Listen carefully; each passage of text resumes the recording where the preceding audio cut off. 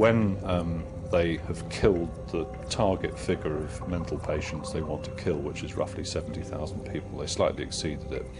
So the first thing they do then is to contact the SS, who have large numbers of what they deem to be sick concentration camp prisoners. In other words, people who might have wear glasses, or be myopic, or have a wooden leg or something.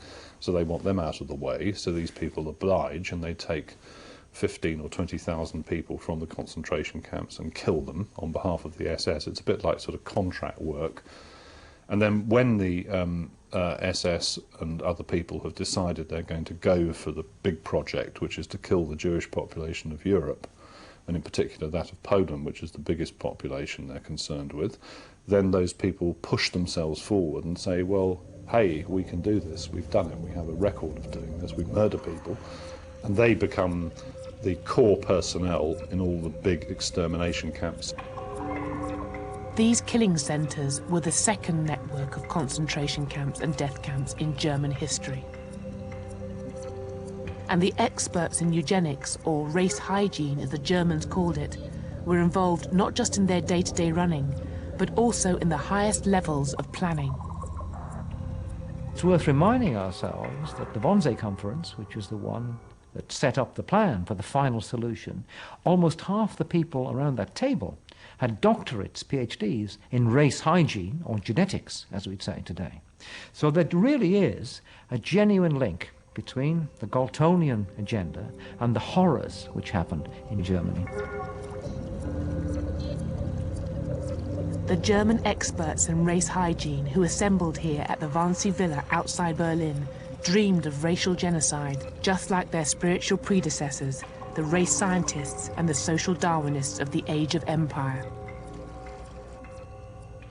But the colonial genocides, inspired and justified by the 19th century theorists, have been written out of Europe's history. The horrors of the Shark Island death camp,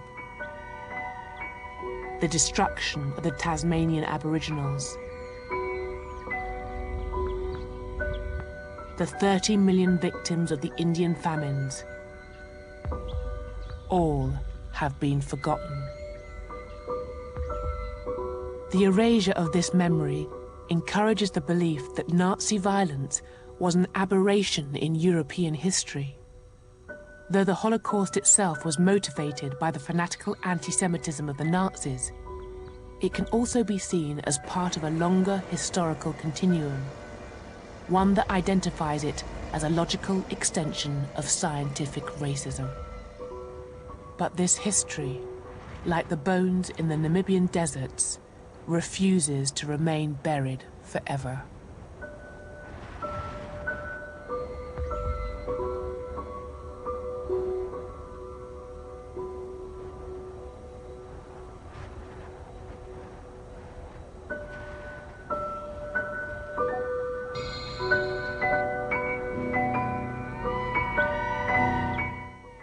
The history of racism concludes tomorrow night on BBC4 at 10 to midnight.